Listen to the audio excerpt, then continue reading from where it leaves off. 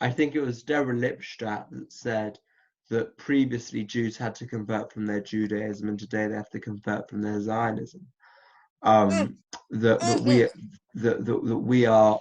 we today, in response to oppression, say to our oppressors, we are going to identify with as you. We are going to be as much. We are going to be as like you as much as possible in order to gain your approval and acceptance. And what this does is what Sander Gilman terms as the conservative curse, where we basically um, try to be like our oppressors as much as possible, but all our efforts really are not successful because we can never truly be like them. No, and we've seen the disastrous results when we try to be like them, of when we course, try of course. disassociate from our identities, when we try assimilate. You know, Berlin is our Jerusalem was the chant of Jews in Germany. You know, right before the Holocaust. So we've seen the disastrous results, and I don't. We talked about it in our previous video that didn't record, but in a future video we'll talk about, you know, how the word Zionism itself got stolen from us. You know, our Correct, narrative just was taken from us, and correct, it's correct. become not sexy anymore because the other side is deciding how they showcase it. So Correct. we'll talk Correct. about that. No, no, no. We will do. But just the point I was making. We look at Spain in the 15th century, and we look at the way we had the conversos, we had the people that converted, and etc. etc. And in fact, they provided a reason or a justification for the Inquisition in 1478. When Ferdinand and Isabella decided that we're going to have an inquisition of all the Jews of Spain, it was because those Jews, we had a heretic from within, because the conversos became the Moranos, the crypto Jews, because they tried to hide their Jewishness as much as possible, tried to appease them by hiding our Jewishness, and they provided justification for a bloody and brutal inquisition. And then we had in 1492, the Jews were expelled from Spain, but they were given an ultimatum. Either you convert or you leave. And those Jews who said, well, convert, they were not free from the limpieza de sangre laws, the purity of blood laws, that when you try to abandon who you are, it will always come back to hit you. And Mordecai gave a very instructive lesson to Esther. Because when Esther found out that Haman was planning to kill the Jewish people, and of course she was married to the king and she had the opportunity to go and stop it. She said, I can't go to the king unannounced. I can't go to the king just randomly. I need to be invited, etc., etc. I'm not going to. I'm too scared. If I just keep stum, if I keep quiet, nothing's going to happen to me, right? Mordecai said to Esther, you should not think words like this. You should not think that you will be free from Haman's decree to kill all the Jews. Just because you're in the king's palace does not mean you will be safe. Okay, what a lesson. What a lesson. Those Jews who think that we hold such a respectable position in society, or who feel so acculturated and assimilated, as many Jews. Remember, Esther's name means hidden. Esther means hidden in Hebrew. Okay, right? Yeah.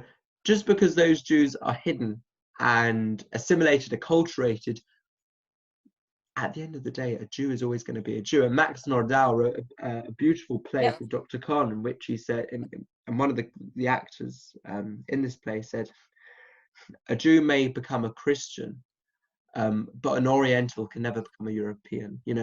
So our position, the Jewishness, can never be expunged. Otto Weiniger spoke of there being an immutable Jew inside of us. We're always going to have that Jewishness. And what worries me, what frustrates me, is two things. One is that we only seem to be Jewish as a reaction to anti-Semitism. Now, our job at Chirut, and I'm interested to know how you sort of engage with this, be happy to speak about how we do it. One is, how do we actually make a love for Judaism something proactive rather than reactive? And two, how do we, can you hear me, by the way? Yeah, of course. It's because my face looks all weird on this. Anyway, sorry. And two,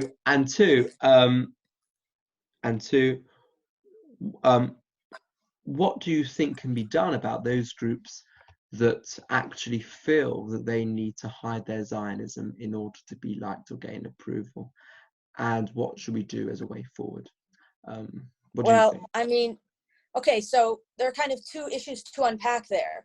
Yeah, The first one about Judaism being immutable. And yeah, as you say, anti-Semitism doesn't care how you identify, right? Anti-Semitism doesn't care if you're Reform or conservative or Orthodox or Haredi or whatnot.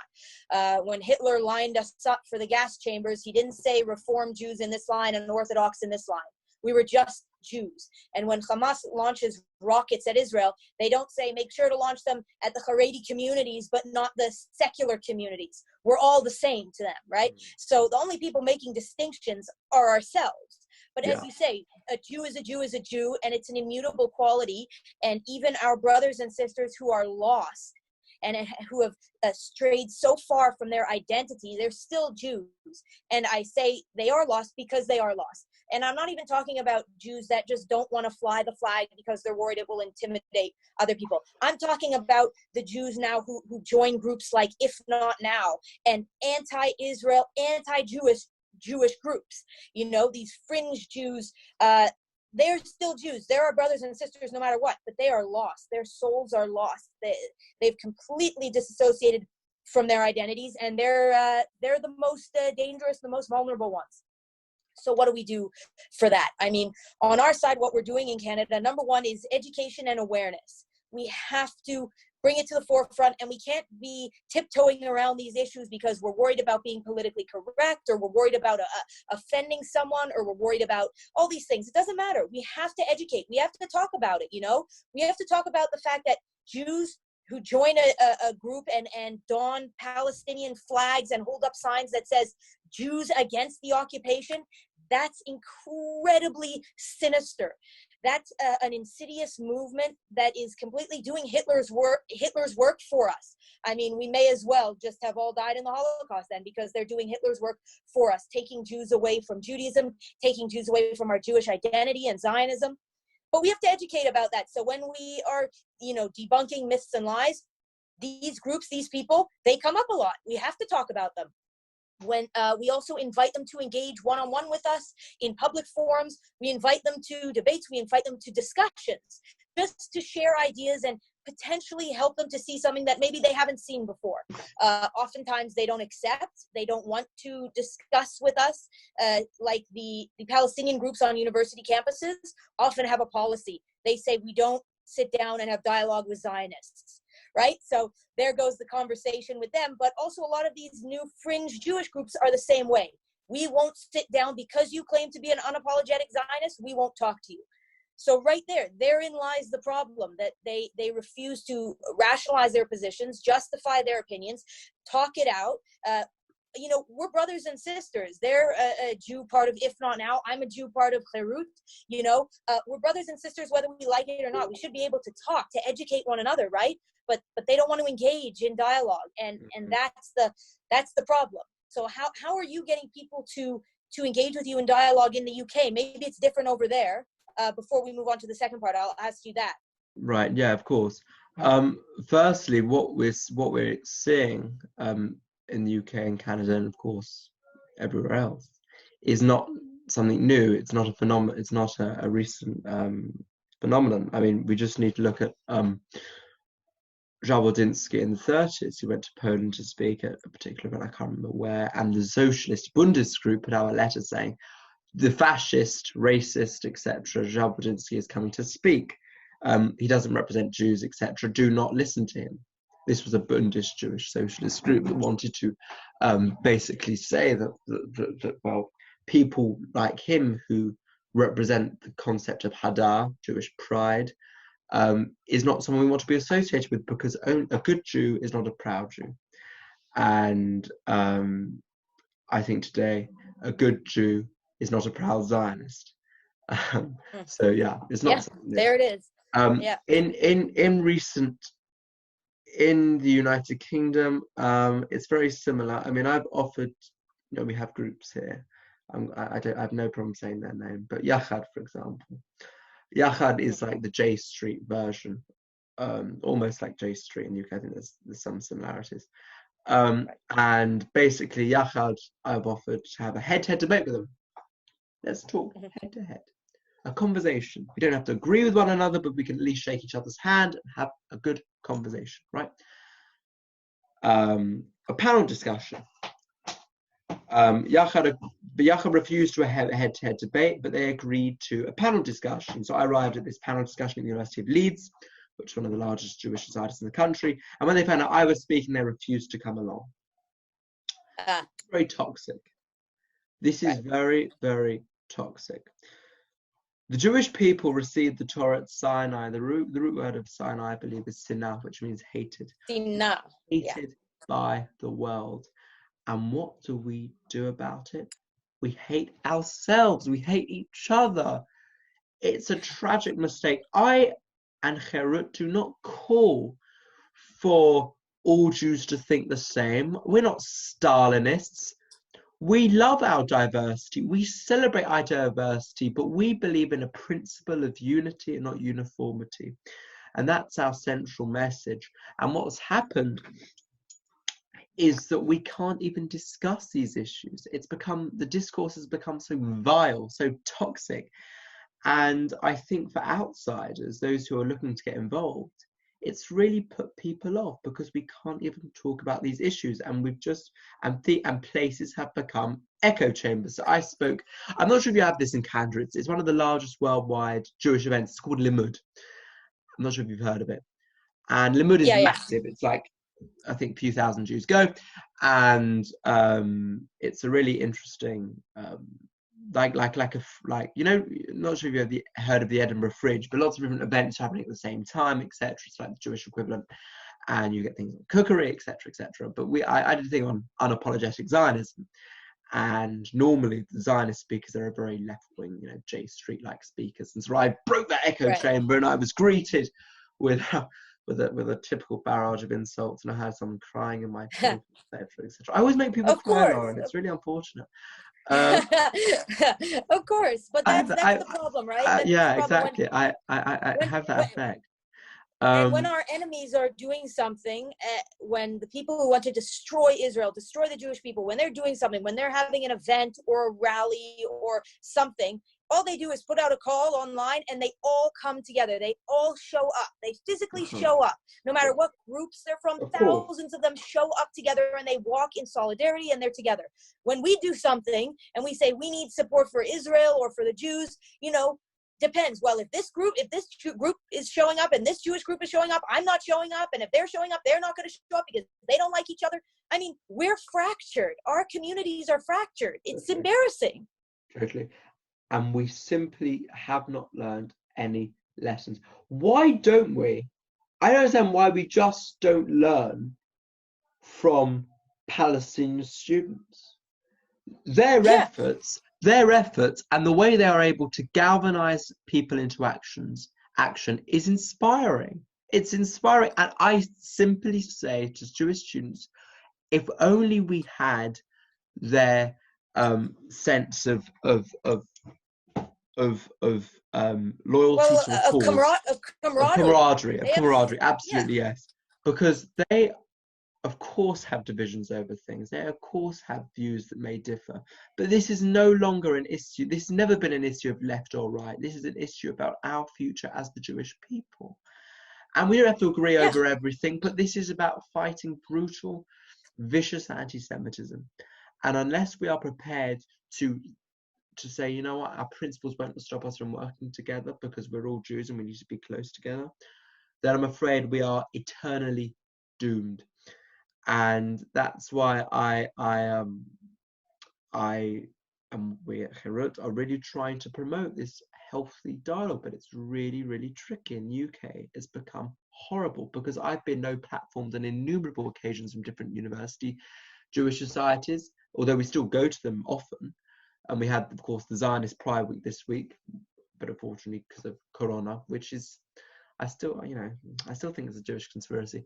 But because of Corona, we were unable to go to universities. But we've been platformed anyway from them, some of them, because we do hold these views. And it's like, you can disagree with us, absolutely fine, but can't you just talk to me about them? Do you have to Exactly. silence me about them because you just disagree with our views? I mean, come on, it's Exactly. insane. And look, I I I think think, that yeah, and I think in a future video we could even go into detail about universities themselves and yeah. how we're deplatformed and what happens there. I mean, we could speak about that for an hour. Well, So yeah, maybe, the PC. But of course, it goes to this kind of trendy postmodernist, um, illiberal, which claims to be liberal culture. Um, and I think it's extremely dangerous and it's Orwellian. And um, I think Jewish societies now are products of this new culture on campus. Um, mm, but absolutely. but I think Jews generally have always tried to be Jewish attitudes have always, some Jewish attitudes have looked to be products of what's acceptable in society and what isn't acceptable in society. And I think, what isn't acceptable is unapologetic Zionism because it's unapologetic Judaism. It doesn't apologize for being Jewish, doesn't apologize for being Zionist. Whereas what is acceptable is being either extremely critical Zionist, or don't identify with Zionism at all. Yeah. And I really think it's time for change, and we are looking to do that. So, Lauren, I'm curious. We're running short on time. We've gone way over the half-hour allotment here, but that's fine. Yeah. But I'm wondering what you think is the way forward for Jewish students, from a Wow. Herut Well, perspective, from a personal perspective, and from the rest of it. that's a big question, and we've gone about an hour now, so I don't know that we can cover it all today. But Right? Yeah, but I mean, fine. Just give me some brief points. What you think? You know?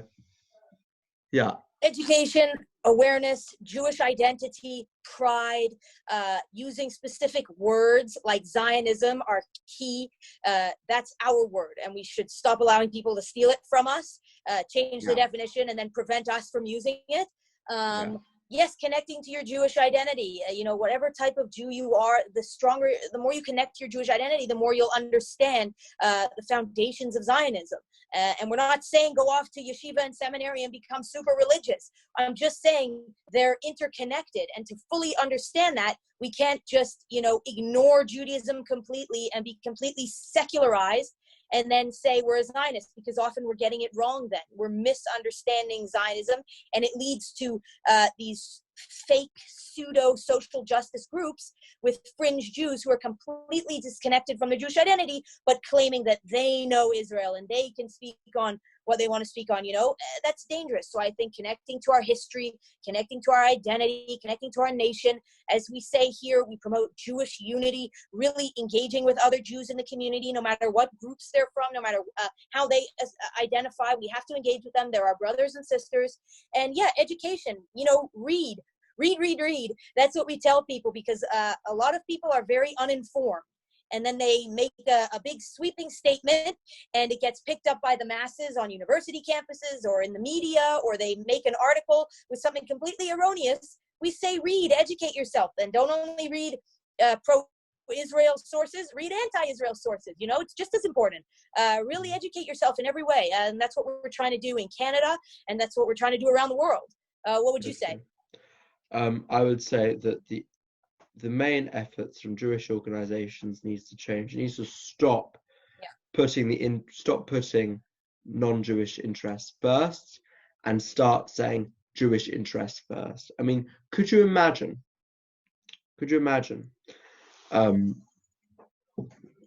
a black student body saying we want to put black interests first, and white student bodies saying you cannot put black students' interests first? Could you imagine? Jewish Yeah. Jewish student interest, like any other minority, comes first, and we have completely said, well, no, we're going to focus on every universal cause in order to show we're not Jewish, to show that we can be part of society and be accepted. So, firstly, I would say Jewish interests, Jews first. That's one. Two. Yeah. We have to ask why Jews are looking to go to these causes. Why are young Jews getting involved in climate change, etc., which are noble causes, I don't disagree, because they are looking for a cause. They want something to fight for. But what nachas would we all shed if those Jews found a cause fighting for Jews, for Jewish rights? And in a sense, of course, whilst it's tragic, evil, and horrible, but the conflict, the Islamist Jewish conflict, the Islamist effort to destroy the Jewish state, in a sense, has given us a cause to fight for our civil rights movement here in the UK. And Chirut gives people that cause. We need to address young people's needs. They want something to fight for. Let's give them a Jewish cause to fight for. And this is what we're doing here. Anyway, Lauren, this has been, again, fascinating. I've learned more. Always a great conversation with you, Harry. From our last call. From our last call.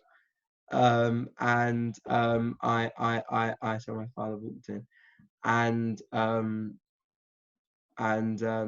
Yeah, and we will do this again soon. We'll do it again soon. Thank you so much. Of course, wait, we've got to do a picture of this. We've got to do a picture.